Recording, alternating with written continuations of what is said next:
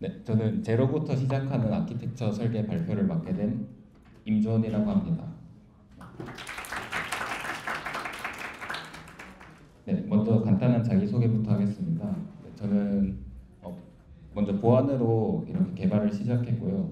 저희 학교 모교 웹사이트 취약점 점검이나 아니면 뭐 정보보호병으로 병역을 하면서 네트워크 같은 것도 많이 다루게 됐고, 이제 뭐타 대학교 외주 개발도 하고 이렇게 개인 프로젝트로 70만 원 정도 매출이 발생하는 그런 것도 개발을 했어가지고 약간 다양한 경험을 해봤다고 자부를 하고요. 이런 활동을 하면서 아키텍처를 뭐 설계하고 관리한 경험을 많이 하게 됐었는데 이런 것을 공유하고 싶어서 발표하게 됐습니다.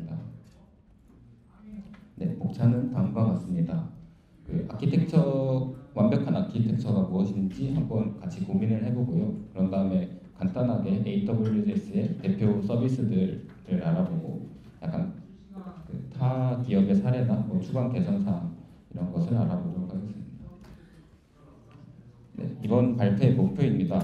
AWS에는 약 320여 개의 다양한 서비스들이 있습니다.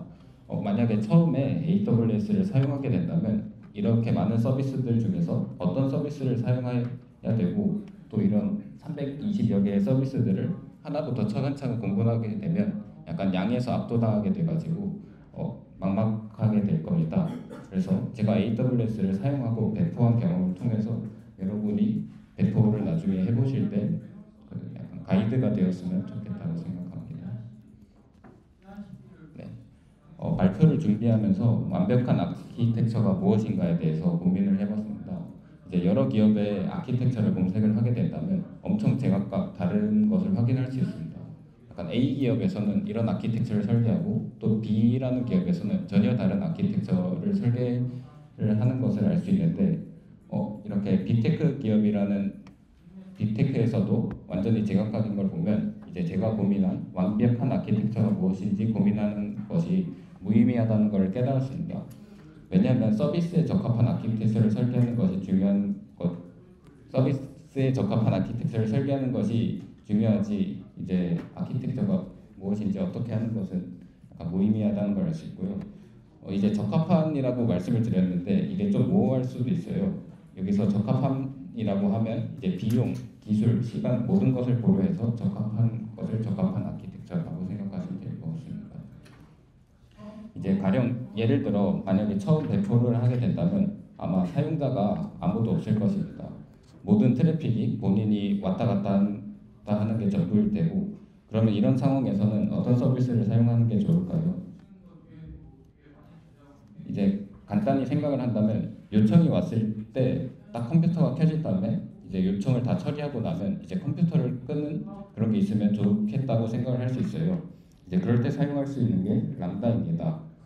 뭐 여기 적혀 있기로는 코드를 실행하고 컴퓨팅 리소스를 자동으로 관리하는 컴퓨팅 서비스라고 써 있는데 이걸 간단히 요약하자면 이제 요청이 올 때만 컴퓨터를 사용하고 이제 요청이 없으면 자동으로 종료해주는 서비스라고 할 수 있습니다. 이제 람다에 대해서 더 궁금하신다면 다른 분들의 강의가 있으니 참고 부탁드립니다. 이렇듯 목표에 맞는 서비스를 사용하는 게 중요합니다. 네, 람다로 많은 것을 사용할 수 있지만 오늘은 많은 분들이 익숙한 컴퓨터를 기반으로 아키텍처를 설계하고자 합니다. 이제 여기 서버가 한 대 존재합니다. 이렇게 물리적으로 존재하는 서버는 생각보다 관리를 할 게 많습니다. 사소하게 전원부터 또 네트워크 관리까지 또 어떻게 세팅을 다 했지만 이제 만약에 집에서 배포를 해보게 된다면 특정 포트는 또 통신사에 의해서 사용이 불가능할 수도 있습니다. 그래서 이렇게 귀찮은 관리를 AWS에 맡기고 더 명시적으로 관리를 하기 위해 클라우드 서비스를 한번 사용해 봅시다. 서버를 클라우드에 올리는 대표적인 방법은 EC2를 활용을 하는 것입니다. EC2라는 것은 엘라스틱 컴퓨팅 클라우드라 해서 E가 하나, C가 두 개 있어서 EC2라고 부릅니다. AWS에서 제공하는 가상 컴퓨터이고요. 이제 목적에 맞게 인스턴스를 선택을 할 수 있습니다. 뭐 T타입, M타입 같은 범용 타입이 있는데 뭐 메모리 최적화나 이제 컴퓨팅이 많이 필요하면 컴퓨팅 최적화 이런 거를 사용하시면 되고요. 이제 간단하게 생성 삭제가 가능하고 네트워크도 마음대로 관리할 수 있는 게 큰 장점입니다. 이제 제가 19년도에 처음으로 배포를 한 경험이 있습니다. 여기 보이듯이 아파치 PHP MySQL이라고 불리는 APM을 사용해가지고 EC2 한 대에서 웹서버와 와스 서버와 DB 서버를 올려서 배포한 적이 있습니다. 당시 서비스가 무엇이냐 하면 이제 취약점이 있는 코드를 올리고 사람들로 하여금 취약점을 찾아서 정답 스트링을 찾게 하는 이제 보안 문제 같은 걸 낸 적이 있습니다. 이때 한 12시간에서 14시간 동안 서버를 올렸었는데 20명에서 30명의 사용자가 자동화 툴로 공격을 했는데도 EC2로 충분히 모든 트래픽을 소화를 하는 걸 보아서 소규모 서비스에서는 EC2 한 대만으로도 충분한 것을 알 수 있습니다. 네, 그 다음 내부망입니다. 이제 서버를 올렸으니 제가 생각하는 최소한의 보안을 지키는 방법에 대해서 알아보겠습니다. 이제 주변에서 AWS를 사용하다 보면 보안 조치를 하지 않아 비용이 많이 나왔다는 사례를 들을 수 있습니다. 물론 AWS 아이디나 패스워드를 유출이 당하거나 해킹을 당해서 그럴 수도 있지만 이제 서버 측에서 보안을 잘 지키지 않아서 그런 경우도 있습니다. 그럼 이제 서버 측 보안을 적용하는 방법은 여러 가지가 있는데 너무 많은 방법이 있어서 이제 제가 생각하기에는 제일 기본적인 방법은 내부망을 구축하는 것입니다. 이제 내부망을 구축하게 되면 모든 엔드포인트에 대한 접근을 차단하게 되고 이제 개발자가 의도한 방향으로만 유저가 접근하게 됩니다. 그래서 따라서 추후에 방화벽을 추가로 적용을 해서 보안을 높이려고 해도 이렇게 길목이 정해져 있다 보니까 그런 요청 경로에만 방화벽을 설정을 하면 돼서 이제 또 관리 비용도 감소하게 됩니다. 네, 이게 제가 퍼블릭에 올린 서버인데요. 잘 보이실지 모르겠지만 이렇게 약간 이상한 요청들이 많이 들어오게 됩니다. .php나 .envoy나 이렇게 서버 설정 파일이나 이런 것을 스캐닝을 하는 것을 알 수 있습니다. 이 스캐닝을 간단하게 설명을 드리자면 이제 백엔드에 서버에서 발생할 수 있는 취약점을 한번 시도를 해보는 것입니다. 이제 저희 서버 같은 경우에는 이제 IP로 구성이 되어 있다 보니까 IP도 랜덤으로 한 다음에 이렇게 스캐닝을 통해서 이 서버가 취약점이 있나 없나를 확인한 다음에 만약에 취약점이 있다면 그때부터 본격적으로 공격을 시작하는 것입니다. 그래서 이렇게 퍼블릭으로 공개를 하게 되면 의도치 않은 액세스가 요청이 오게 되고 또한 디도스 같은 잠재적인 위험도 같이 있어서 이제 서버를 내부망에 둬서 원하지 않는 요청을 받지 않게 할 수 있습니다. 네, 이렇게 구성을 하는 게 약간 내부망을 구성을 한 것이고요. 이제 VPC는 사설 네트워크로 사용자가 AWS 사용자가 네트워크 설정을 자유롭게 할 수 있습니다. 이렇게 그 개발자는 사용자가 인터넷 게이트웨이를 통해서 들어오고 ELB나 API 게이트웨이를 거쳐서 프라이빗 서브넷에 있는 EC2로 접근을 할 수 있게 됩니다. 이렇게 되면 이제 악의적인 공격자가 있더라도 이렇게 인터넷 게이트웨이나 ELB를 통해서 들어오게 되고 이렇게 각각의 엔드포인트에 대한 접근은 차단을 할 수 있습니다. 이렇게 내부망을 구성을 하게 되면 이제 개발자는 어떻게 이렇게 서버에 접속을 하고 관리를 해야 될지 또 의문이 들 수 있습니다. 네, 그러면 이제 베스턴 호스트라는 게 있는데요. 이 베스턴 호스트는 퍼블릭 서브넷이랑 약간 프라이빗 서브넷의 중간에 있어가지고 개발자가 이제 프라이빗 서브넷 안에 있는 EC2에 접근을 하려 할 때 베스턴 호스트를 통해서 접근을 하게 됩니다. 네, 지금 보시는 것처럼 베스턴 호스트를 통해서 SSH를 통해서 프라이빗 서브넷을 접근을 할 수 있게 됩니다. 앞서 설명드렸듯이 내부망의 장점처럼 베스턴 호스트 하나만으로 서버 로그 관리나 이런 거를 할 수 있어서 좀 더 관리 비용도 적게 들고 만약에 베스턴 호스트에 문제가 생기더라도 프라이빗 서브넷으로 전파가 되지 않아서 훨씬 안전합니다. 네, S3가 있는데요. 자세한 설명은 좀 뒤에 설명드리도록 하고 S3를 도입하게 된 계기를 알려드리겠습니다. 개발 초기에 제가 사진을 많이 사용하는 서비스를 올린 적이 있습니다. 그래서 열정이 가득하고 또 좋은 서비스를 만들고 싶어서 약간 좋은 사진을 사용하고 싶었습니다. 그래서 좋은 사진이 무엇일까 고민을 하다가 당시에는 개발 초기다 보니까 그냥 고화질 사진이면 좋은 사진이지 않을까. 그래서 고화질 사진을 엄청 많이 사용해서 서비스를 만든 적이 있습니다. 네, 고화질 사진을 많이 사용하다 보면 이게 여기 보이시는 거는 그 크롬에서 뭐 네트워크를 보면 이렇게 몇 메가가 다운받아지고 몇 초가 걸리는지 확인을 할 수 있는데 지금 사진 하나당 뭐 10메가에 2초 이렇게 걸리는 것을 확인할 수 있습니다. 이제 또 사진이 많은 서비스다 보니까 이게 사진이 한두 개가 아니고 또 여러 개다 보니 막 전체 페이지를 로드하는데 몇십 초가 걸리고 또한 만약에 데이터를 사용하는 사용자가 있다면 저희 서버를 사용하다가 모든 데이터를 사용을 할 수도 있습니다.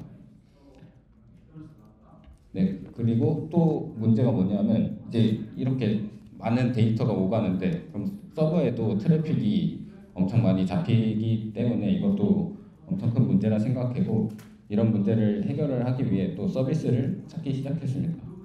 물론 해결 방법은 이제 사진을 좀 적당히 크기를 조절해서 사용하는 것도 좋지만 결국 트래픽 같은 건 근본적인 해결이 안 된다 생각해서 AWS에 있는 서비스를 사용하기로 했습니다. 네, 그러다 발견한 것이 S3입니다. 이제 심플 스토리지 서비스라고 해가지고 S가 3개 있어서 이렇게 S3라고 불립니다. 네, 이름에서도 알 수 있다시피 간단한 저장 서비스입니다. 그림에 보이는 것처럼 버킷이라고 바구니 단위이고요. 이 버킷이 뭐냐면 약간 최상위 디렉토리라고 생각을 하시면 됩니다. 또한 그 버킷 안에 들어가는 거는 객체 단위로 파일의 메타데이터를 합친 것으로 관리를 하게 됩니다. 막 객체가 좀 이해가 잘 안 되실 수도 있는데 저희가 일반적으로 사용하는 맥이나 윈도우는 단일 파일로 관리를 하게 돼서 만약에 이름이 동일한 파일이 존재하면 최신 파일로 덮어 씌워지게 됩니다. 하지만 메타데이터가 있다면 그 파일에 대한 버전을 또 추가로 관리해서 동일한 이름이 파일에 생기게 되더라도 약간 덮어 씌워지거나 그런 문제가 발생하지 않게 됩니다. 네, 그 다음으로 가용성이랑 내구성이 높습니다.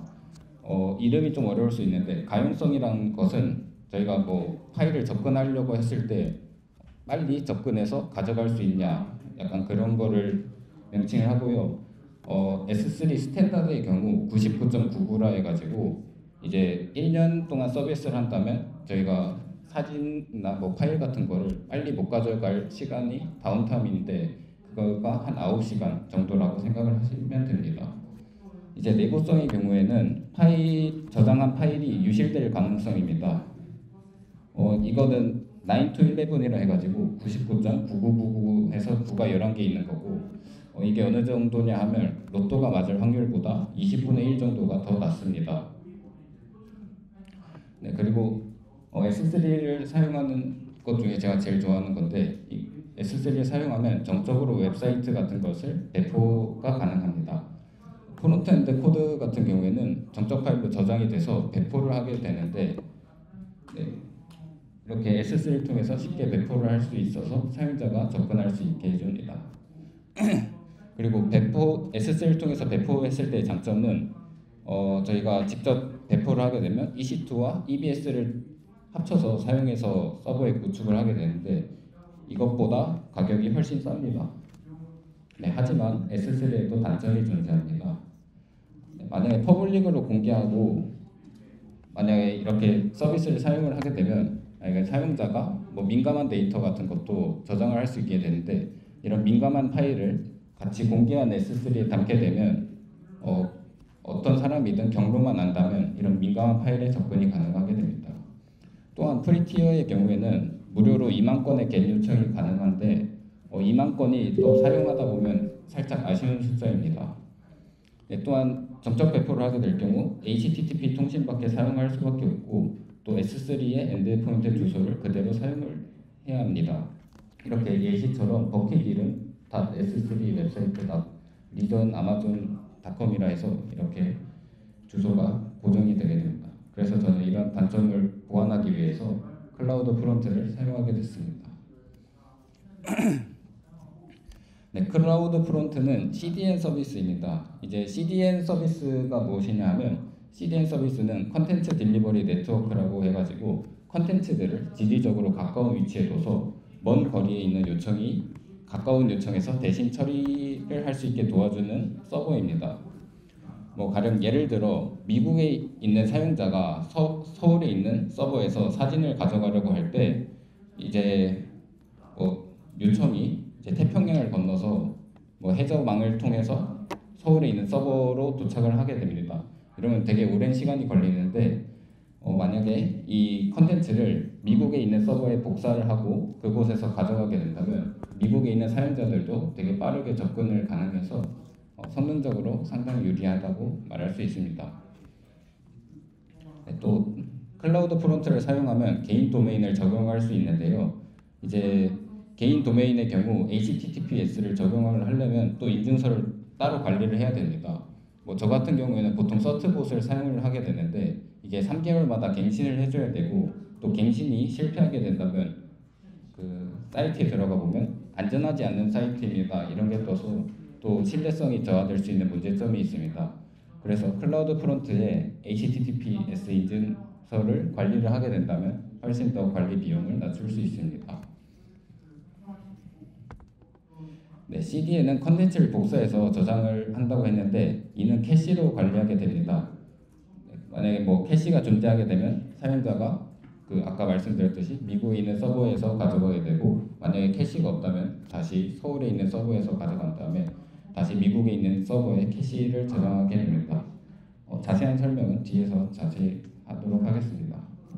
또한 1000만 건 요청이 무료고 또한 프록시 기능이 있는데 이것도 역시 뒤에서 설명드리겠습니다. 먼저 캐시 동작 방식에 대해서 설명드리겠습니다. 사용자가 요청이 오면 먼저 클라우드 프론트에서 이제 캐시가 있는지를 확인합니다. 그래서 캐시가 있으면 클라우드 프론트에 저장되어 있는 캐시를 가져가게 되고 만약에 캐시가 없다면 캐시 리스라고 해가지고 이제 원본에다가 이런 컨텐츠들을 요청을 하게 됩니다. 그러면 S3에 있는 캐시를 다시 가져간 다음에 이 캐시를 클라우드 프론트에 저장을 해서 다시 똑같은 요청이 들어오게 되면 클라우드 프론트에서 그 저장된 파일을 다시 가져갈 수 있게 됩니다. 하지만 캐시를 사용하면 장점이긴 하지만 만약에 캐시를 관리를 못하게 된다면 약간 독이 될 수도 있습니다. 왜냐면 아까 말씀드렸듯이 정적 파일 같은 경우에는 S3를 통해서 배포를 하고 클라우드 프론트를 통해서 약간 캐시 관리를 하게 되는데 캐시 관리를 하지 않게 된다면 S3에서 만약에 새로운 배포가 돼서 새로운 파일이 갱신이 됐는데 클라우드 프론트에는 이전 캐시가 남아 있어서 약간 배포를 했지만 배포가 되지 않는 것처럼 보이는 경우가 있습니다. 그럴 경우에는 그 캐시 무효화라는 게 있어서 이제 다음 요청부터는 약간 원본에서 가져가도록 이렇게 설정을 할 수가 있습니다. 네, 이제 캐시를 가져갔는지 안 가져갔는지 확인하는 방법인데요. 이제 헤더를 보면 클라우드 프론트에서 헤더를 추가를 하게 돼서 이렇게 캐시 여부를 알 수 있습니다. 맨 밑에 보면 X 캐시가 있는데 여기 hit from cloud front라고 써 있으면 클라우드 프론트에서 정상적으로 캐시를 가져가게 된 겁니다. 네, 여담으로 이게 캐시가 여러 지역에 분산적으로 있다고 말씀을 드렸는데 이제 어느 서버 어디에 위치해 있는지 서버에서 확인을 하려면 여기 밑에서 세 번째를 보면 ICN57-P2라는 것을 확인할 수 있습니다. 이것은 저희 서버 같은 경우에는 공항 코드로 관리를 하게 됩니다. 이제 ICN인 경우에는 인천국제공항이라 저희 서울에 있는 서버에서 정상적으로 캐시를 가져간 것을 확인할 수 있습니다. 그 다음에는 프록시 기능입니다. 프록시 기능을 간단히 설명을 드리면 사용자의 요청을 분류해서 조건에 맞는 서버로 요청을 보내는 것입니다.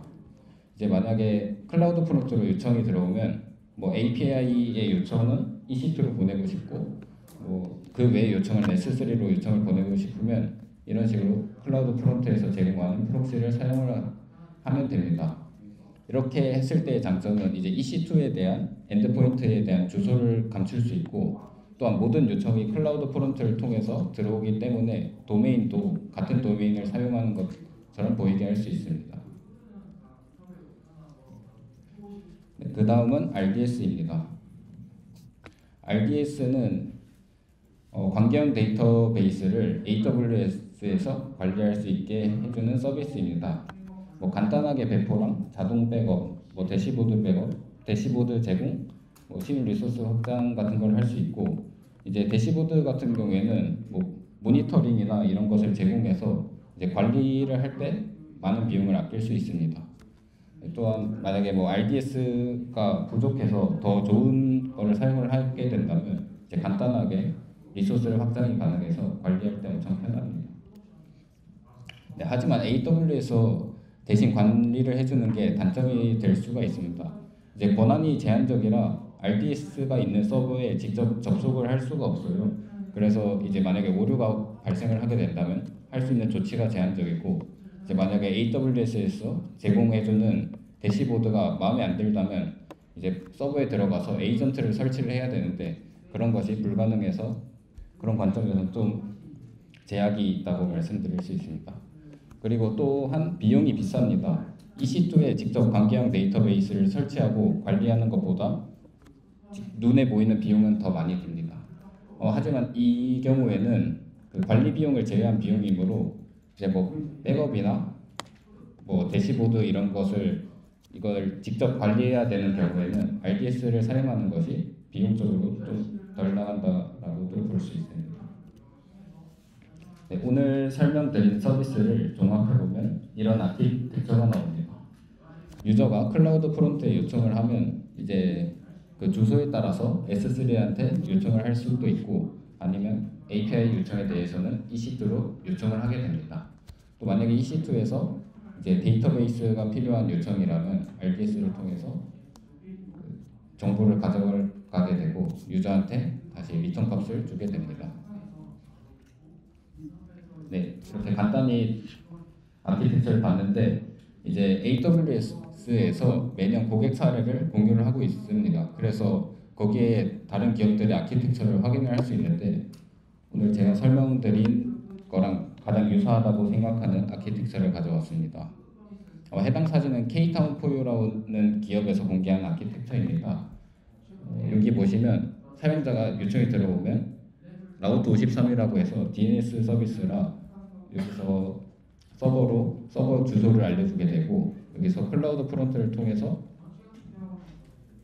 정적 파일 요청을 처리를 하게 되고, 만약에 캐시가 미스가 된다면 S3에 가서 원본을 가져오게 됩니다. 그런 다음에 API 요청의 경우에는 엘라스틱 로드 밸런서라고 해가지고 이제 EC2로 약간 요청을 분산을 해서 하는 게 있는데요. 아무튼 이걸 지나서 이제 EC2로 도달을 하게 됩니다. 네, 여기 COM이라고 써 있는 게 EC2고요. 그런 다음에 EC2가 만약에 데이터베이스가 필요하면 그 뒤에 있는 아우로라 데이터베이스라고 사용하는 RDS를 사용하게 됩니다. 네, 하지만 오늘 제가 설명드린 아키텍처랑 좀 차이가 있는데요. 이는 기업이 필요에 따라서 추가적으로 아키텍처를 설계하는 것이라고 보면 됩니다. 네, 이렇게 간단하게 아키텍처를 설계를 했는데 이제 필요에 따라 추가적으로 다른 서비스들을 붙이는 경우가 있습니다. 그래서 이제 제 경우에는 어떤 기준으로 좀 다른 서비스를 추가하는지 설명드리도록 하겠습니다. 네, 이제 제가 서버를 운영하면서 제일 무서운 상황입니다. 이제 배포를 한 다음에 뭐 서버 관리를 계속 모니터링을 직접적으로 할 수 없다 보니까 그냥 방치하게 되고 다른 일을 하다가 다시 서버에 접속을 하게 되는데, 그럴 때 가끔 가다가 이렇게 화면에 보이듯이 배드 게이트웨이가 나옵니다. 그래서 저는 이런 경우가 제일 무섭다고 생각이 들고요. 보통 502 배드 게이트웨이가 나오면 서버에 직접 조치를 취해야 하는데 이제 제가 들어갔을 때 이런 상황을 맞이하게 되면 언제 502 배드 게이트가 나왔는지도 모르고, 또한 소중한 사용자들이 제 서버를 접속을 하려다가 이제 실망을 하고 다시 돌아오지 않을 수도 있기 때문에 이런 502 배드 게이트웨이를 해결을 하고 싶었습니다. 그래서 이런 것을 해결하기 위해 이런 502 배드 게이트가 나올 때 알림을 받고 즉각적으로 조치를 취할 수 있으면 어떨까라는 생각을 해서 이제 클라우드 워치를 공부를 하고 이제 AWS SNS를 통해서 알림을 받을 수 있도록 개선을 하고 있습니다. 네, 슬슬 마무리를 해야 돼서 오늘 발표 내용을 정리하겠습니다. 네, 오늘 발표 내용을 정리하면 제일 중요한 건 만들려는 서비스가 어떤 서비스인가입니다. 이제 계속 AWS 서비스에 대한 설명과 제 경험을 말씀드렸는데 결론이 왜 이렇게 나오게 됐는지 의아하실 수도 있습니다. 정리가 이렇게 된 이유는 오늘 발표가 여러분의 아키텍처를 설계할 때 참고할 사항이지 정답이 아니기 때문입니다. 그래서 직접 서비스를 배포를 해보시고 만약에 배포를 했을 때 생기는 문제 사항들을 여러분들의 방식으로 잘 해결하시길 기대합니다. 네, 감사합니다.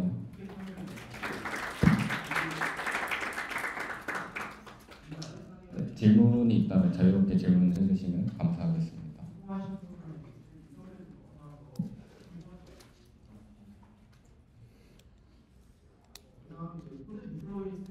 네.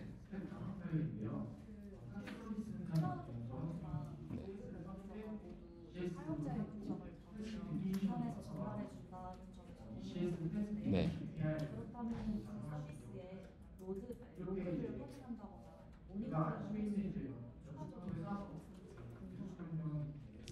모니터링 같은 경우에는 클라우드 워치 아까 말씀드렸다시피 클라우드 워치를 통해서 중간에 한다면 이렇게 로그 관리 같은 것도 같이 할 수 있게 됩니다.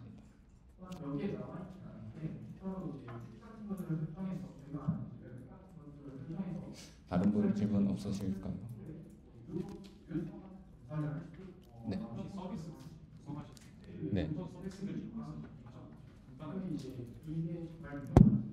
네.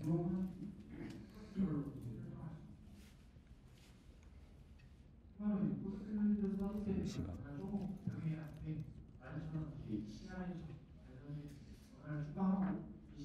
네, 약간 이렇게 비슷하긴 한데 제가 아까 개인 프로젝트로 배포를 한 경험이 있다고 했는데 이렇게 클라우드 프론트나 S3를 사용하는 것도 동일하고 이제 엘라스틱 로드 밸런싱이라고 해가지고 사용자의 요청이 많이 들어왔을 때 약간 유동적으로 확장을 하고 수축을 해주는 그런 서비스가 있습니다. 그래서 서버가 터지는 것을 방지를 하기 위해서 엘라스틱 로드 밸런스 같은 거를 사용을 했고 그런 다음에 뒤에 EC2에서 트래픽을 받도록 했습니다. 그런 다음에 이제 저 같은 경우에는 아우로라 데이터베이스는 비용이 너무 비싸가지고 그냥 RDS 싼 거를 사용했고요. 이제 또 엘라스틱 캐시 같은 경우에도 또 비용이 있어가지고 그냥 서버를 따로 그냥 EC2에 해가지고 그렇게 관리를 하도록 했습니다.